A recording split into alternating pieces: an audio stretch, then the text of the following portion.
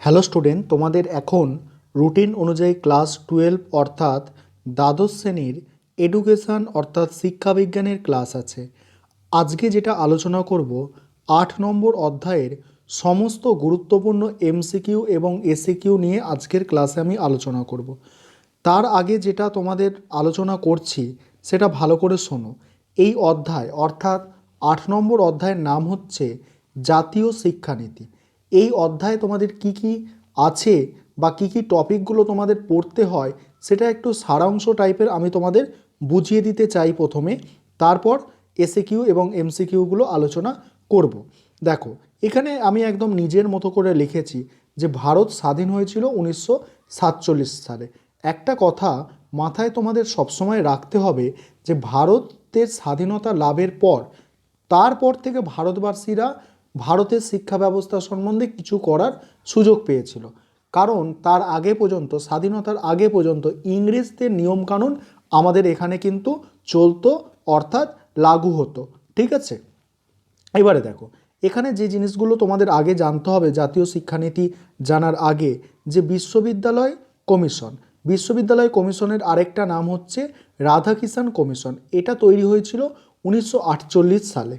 ঠিক আছে, এই সালটা কত? 1948। এই প্রথমের যে পার্টটা, প্রত্যেকটা ইয়ারের প্রথমের পার্টটা ভালো করে তোমাদের মনে রাখবে, শেষটা না মনে রাখলেও হবে।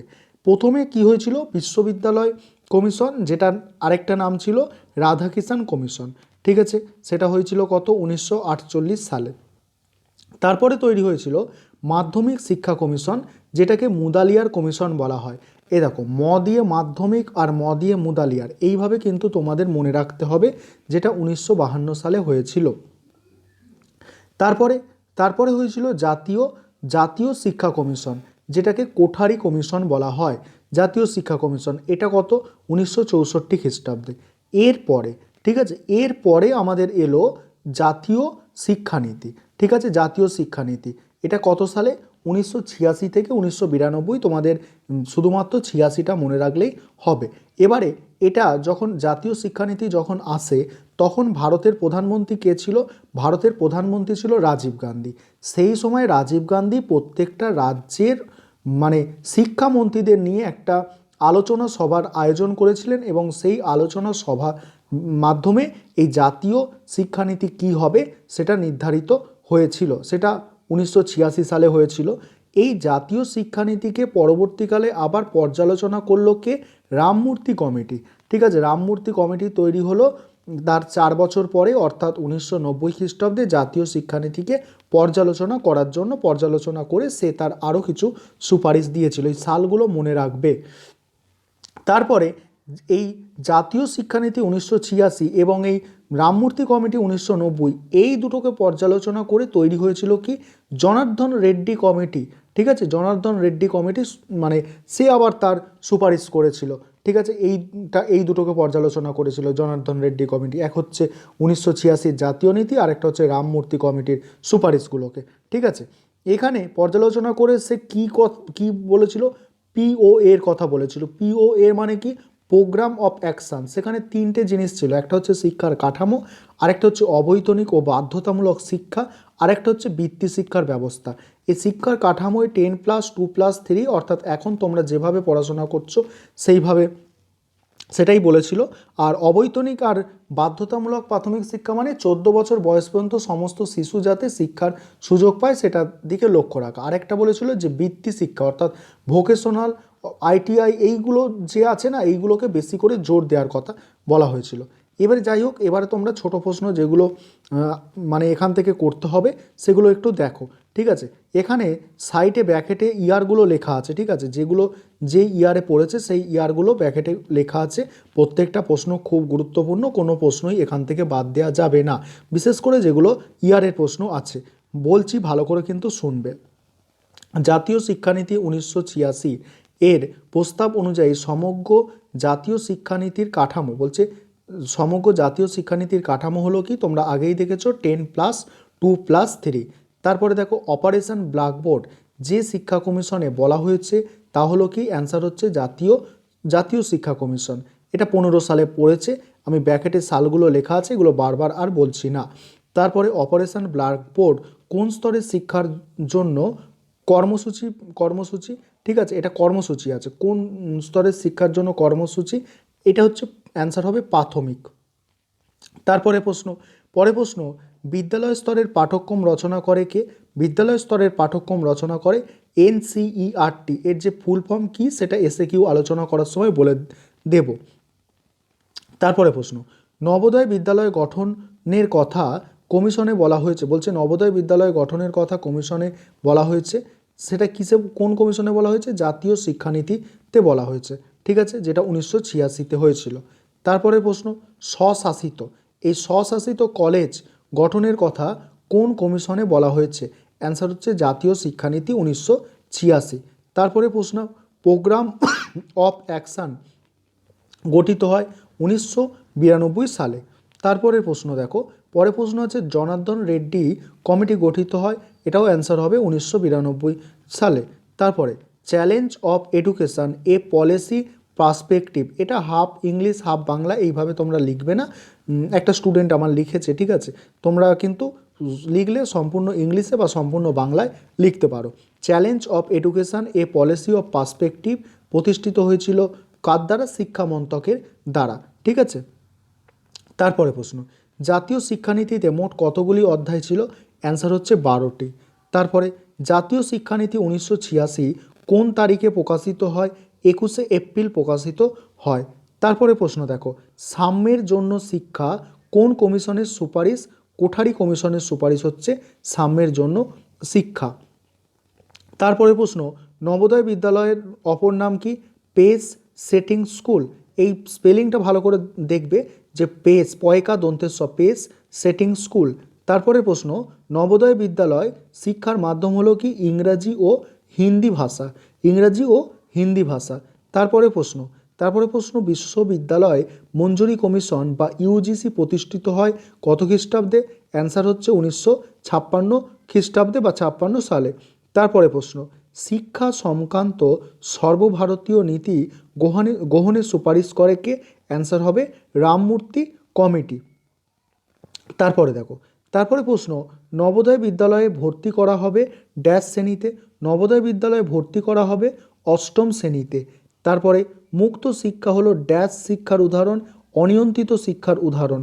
তারপরে আছে লেখা, তারপরে পড়া, তারপরে গণিতকে একত্রে কি বলে? একত্রে বলা হয় 3Rs। এখানে তোমরা 3টাকে সংখ্যায় লিখবে, 3 এরকম লিখবে, এইভাবে আর লিখবে, আর এইভাবে এস লিখবে, 3Rs এইভাবে তোমরা লিখবে। এবারে এখান থেকে যে এসএকিউগুলো করতে হবে সেগুলো একটু দেখো এখানে প্রথম প্রশ্ন আছে 1986 সালে গঠিত শিক্ষানীতির নাম কি? জাতীয় শিক্ষানীতি। আর বাড়তি এটা তোমাদের লিখতে হবে যে 1986 শিরোনামটি ছিল চ্যালেঞ্জ, এটা লেখা আছে চ্যালেঞ্জ, স্পেলিংগুলো একটু ঠিক করে নেবে, challenge of education A policy of perspective.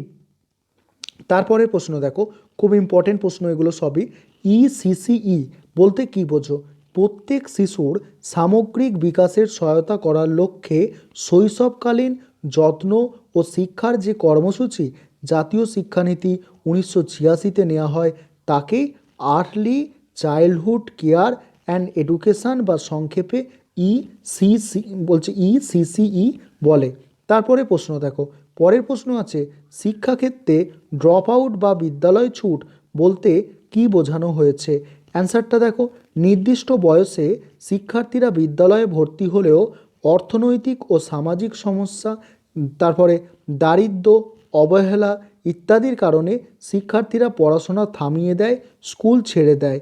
এর ফলে তারা ধারাবাহিক শিক্ষা থেকে মানে সরে যায়, একেই বলে ওই ড্রপ আউট, ঠিক আছে।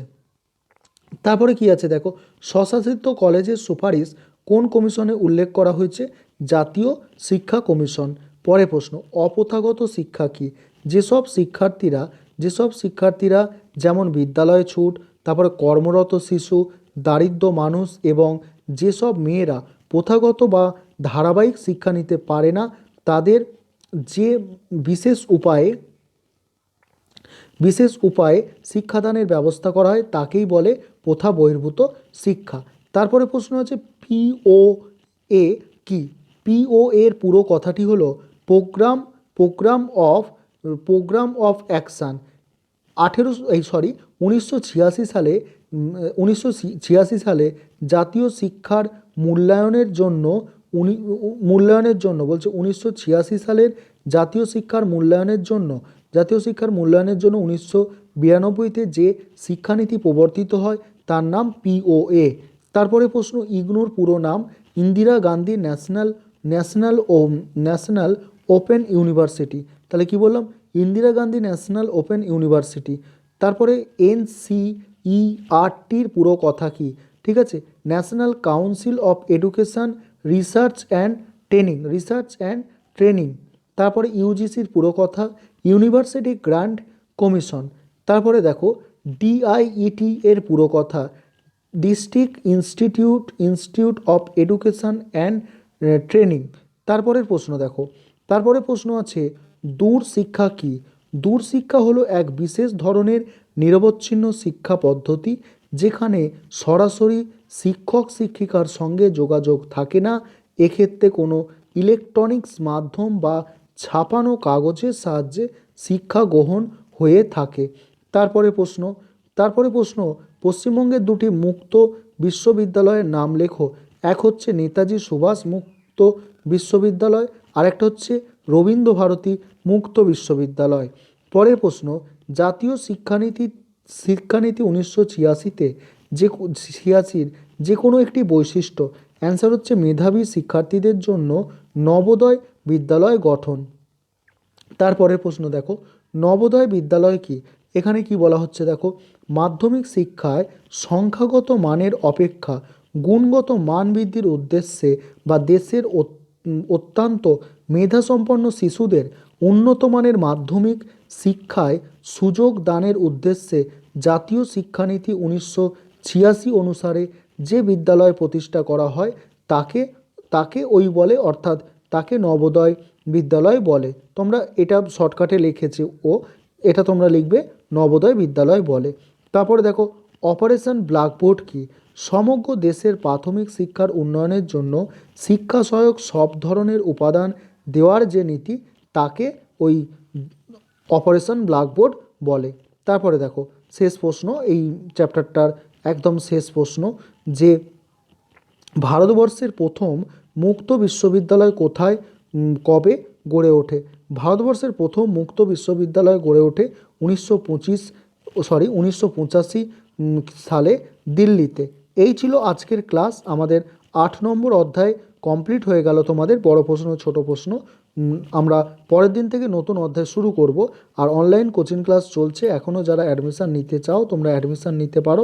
সেক্ষেত্রে 200 টাকা করে তোমাদের মাসে ফিস দিতে হবে সপ্তাহে, তার জন্য 2টো করে তোমরা ক্লাস পাবে আর রেকর্ডেড ক্লাস, সমস্ত PDF নোট পাবে এবং তোমাদের কোনো রকম সমস্যা হবে না। তোমরা স্কুল চললে স্কুল যেতে পারবে, যখন টাইম পাবে তখন ক্লাস তোমরা দেখে নিতে পারবে, দেখে বুঝে নিতে পারবে। আর এখানে সাজেশান ভিত্তিক পড়ানো হচ্ছে যাতে তোমরা পরীক্ষায় ভালো ফলাফল করতে পারো। আর যারা ইচ্ছুক ছাত্রছাত্রী তোমরা এই নম্বরে যোগাযোগ করে হোয়াটসঅ্যাপে যোগাযোগ করে অ্যাডমিশান নিতে পারো 9123005218। এই নম্বরে তোমরা যোগাযোগ করে অ্যাডমিশান নিতে পারো।